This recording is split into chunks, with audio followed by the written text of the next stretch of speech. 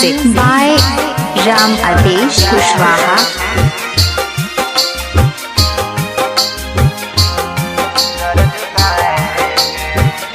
माँ के दरबार,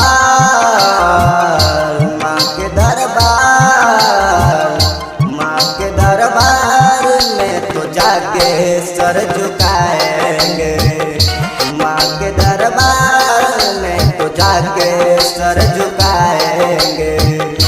माँ के दरबार, माँ के दरबार, माँ के दरबार, माँ के दरबार, माँ के दरबार में तो जाके सर झुकाएंगे।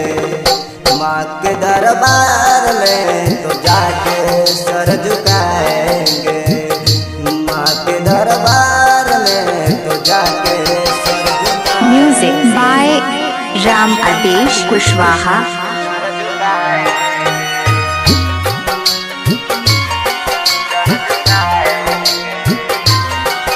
Music by Badal लहाकार।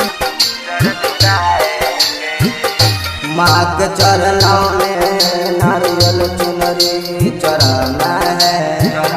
करके उपवास 9 दिन मैया को मनाना है। माँ के चरणों में हो, माँ के चरणों में जाके नारियल चुनरी चढ़ाना है। करके उपवास 9 दिन मैया को मनाना है। खो के भगती में हो, खो के भगती में श्रद्धा से भजन गाओगे। खो के भगती में श्रद्धा से भजन गाओगे। माँ के दरबार, माँ के दरबार में तो जाके सिर झुकाओगे। माँ के दरबार में तो जाके सिर झुकाओगे।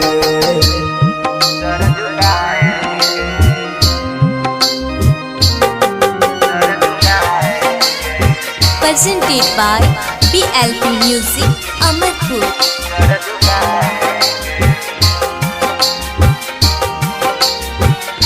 जिंदगी में जो कुछ है माँ के ही सहारे है। जिंदगी में जो कुछ है माँ के ही सहारे है। गौतम सत्यम हो,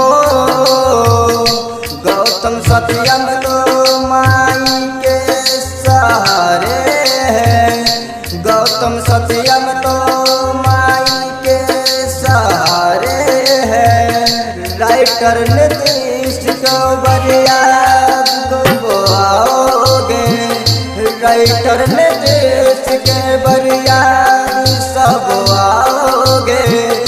माँ के दरबार, माँ के दरबार, माँ के दरबार में तो जाके सिर झुकाओगे।